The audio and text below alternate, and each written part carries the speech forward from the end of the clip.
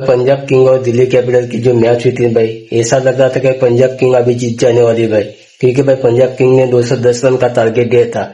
जब के दिल्ली कैपिटल वाले भाई बैटिंग करने आए तो पहले में विकेट भाई केएल राहुल का गिरा 9 रन पे। उसके बाद में भाई जो आ रहा है वो जा रहा है, जो आ रहा है वो जा रहा है, कोई 2 रन मार रहा है, कोई 10 रन मार के निकल जा रहा है।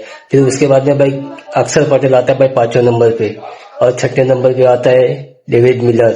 भाई अक्षर पटेल ने भाई क्या खतरनाक बल्लेबाजी की, दोनों की जोड़ी भाई डेविड मिलर और अक्षर पटेल की भाई।